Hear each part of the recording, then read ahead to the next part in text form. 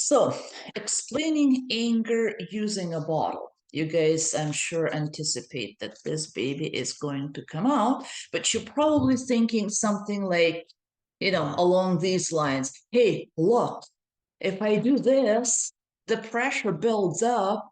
And if I open the can or open the lid, then it's all going to come out and it's going to be a big mess. And this is how our anger works. No, duh. Like we need a demonstration to know that's how anger works. So no, it's not going to be that type of BS.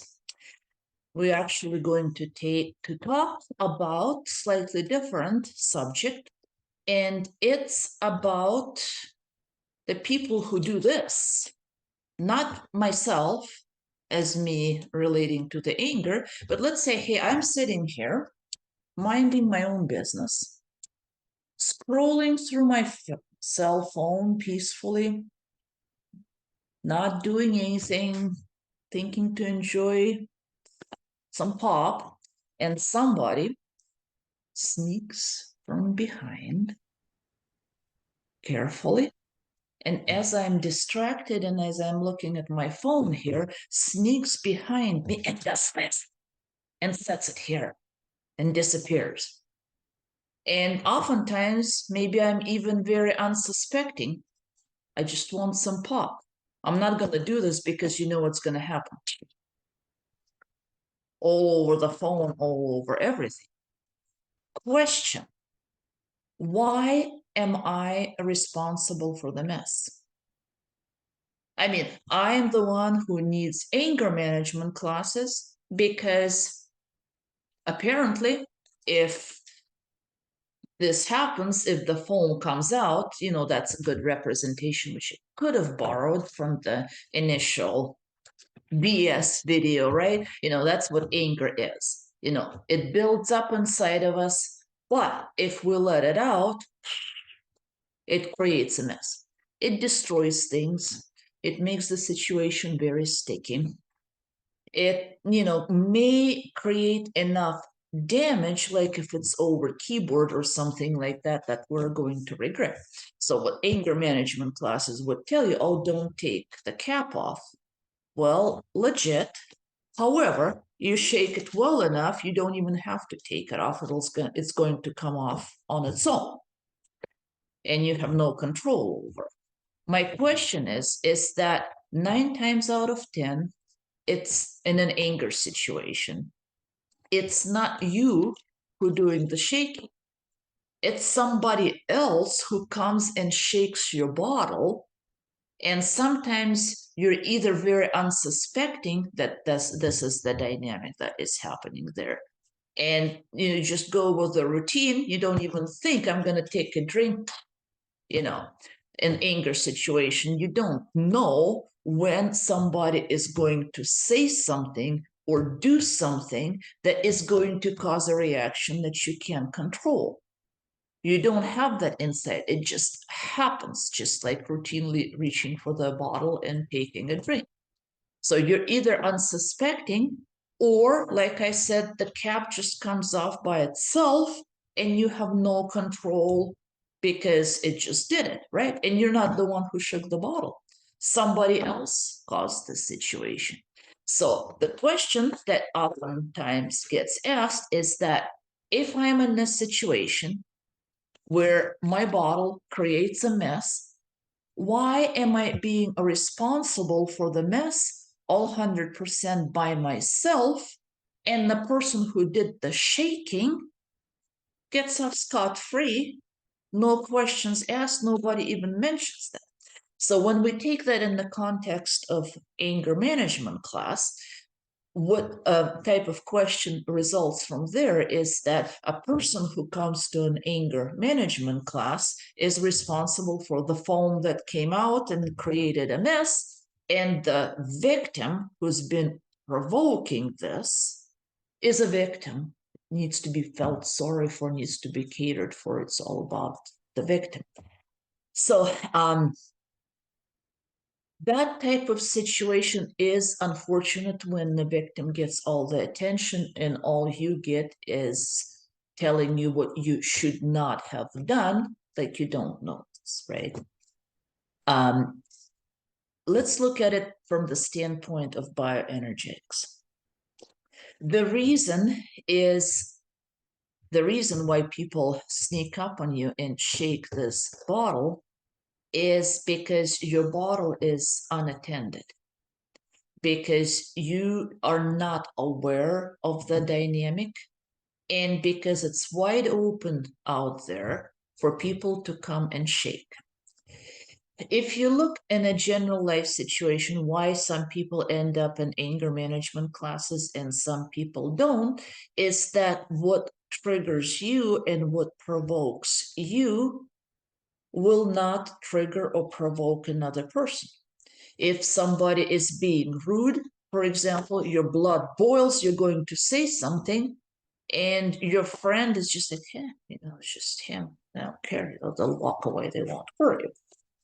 So you can't unbe yourself. You are what you are at this point. So all this advice about not opening the bottle or, somehow trying to control the foam that comes out, it gets that ridiculous in anger management classes. You can't. Really very non-productive. You can some kind of marginally learn, when to not open it. And sometimes you can, but, so oftentimes you can't. So from the standpoint of bioenergetics, what you need to understand is that it's the same pattern as PTSD for people who've been in combat. If you've been in combat, and let's say you've seen something, people who come from Vietnam and they walk through the villages and they hear children crying as they're being killed, basically. Every time they hear a child crying, that vision's going to come in their mind. They're going to lose it. So that's kind of an extreme example of a trigger. But a lot of us who grew up with some kind of childhood trauma, with some kind of mistreatment, with some kind of wrong programming, what we call it, to where you have influences that are counterproductive, they form the same type of trigger, to where something like children crying will do nothing to a person like myself. Well, it's a child crying. Oh, I feel sorry for him. Maybe I'll go help. Will totally send a veteran into frenzy, to where the veteran either has to run away or do something crazy, and may trigger somebody to anger, to where, hey, I won't quiet and I don't want to deal with this right now in the same situation. So for the purposes of this discussion, what I mean is that your bottle's unattended in there, is that you don't know that those dynamics exist. Because if you realize that, hey, I have childhood trauma, therefore I have these types of triggers, because if A happens, B will result just by the default, like that veteran hearing women's cry, something you can't control. Once you realize what type of childhood trauma you have, what type of trauma, well, not necessarily childhood, but that usually when most of it stems from childhood. What kind of triggers I have, and you learn to work with them, then you kind of got a handle on the bottle, that if somebody's trying to sneak up and do something, then you can, no, you can withdraw yourself from the situation. You can work with it. You can maybe somehow heal that trauma to where it's just not a thing anymore.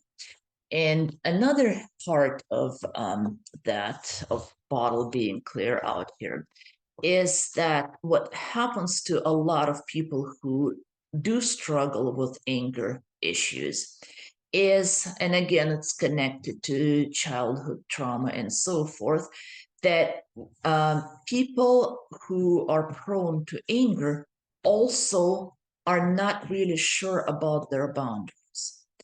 It's a long story that I'd like to cover in another video, but shortly is we either feel too confined because we've always been over controlled by other people to where any kind of boundary seems evil, or where our boundaries have been violated so much where we were not respected as individuals when we were children and anything could happen to us. We don't know where those boundaries are. So I don't know that if I need to keep the bottle here and it's my boundary, people probably not going to reach over me and grab it, if I keep my boundaries strong. If I don't know where my boundaries are, and especially if I don't feel the right to defend my boundaries because I've been always told that's selfish or they've been violated enough to where I don't believe it's possible and I have no idea about boundaries and it's sitting way out there, that leaves it an open target for anybody come and do this.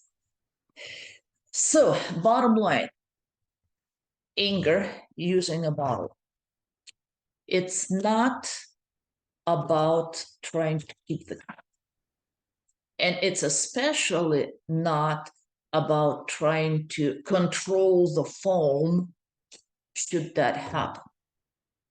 It's about preventing other people from shaking your bottle. And the way you do it is by realizing what I mean by preventing them from shaking the bottle. What does that mean? How does your bottle get shaken? What causes that? What triggers you? How does that happen? Why does that happen? Why does that happen to you and not anybody else? The short answer is because of your wounds that you carry, most likely all the way from childhood, that you don't even know that those wounds are there. That kind of goes along with the allegory of they shook the bottle and I don't know they shook it. I don't know they stirred that wound unless I actually do something in my routine thing. So you need to know what those wounds are. And you need to heal them. Once you heal them, that's not going to be an issue. And the first step in that healing is you got to guard your borders because you can't rebuild anything unless the borders are there first. So realizing those boundaries and where those boundaries are and giving yourself the right to establish those boundaries without feeling guilty, that's your first step in doing yourself a favor by protecting your bottle from being shaken by other people. That is in a nutshell of how anger works. In our next video, I'm going to explain two types of anger, and we are going to dig a little bit deeper into those dynamics. So don't miss it. Please subscribe to the channel. Please hit that notification button that you don't miss it when it comes out. And please join me in the next video. We are going to talk about two types of anger, and that is kind of going to start you a little bit on the path of knowing what is going on to stop other people from shaking your bottle at least a little bit. Thank you for listening. I'm Helena Green with Triumph Over Great. Hope to see you next time.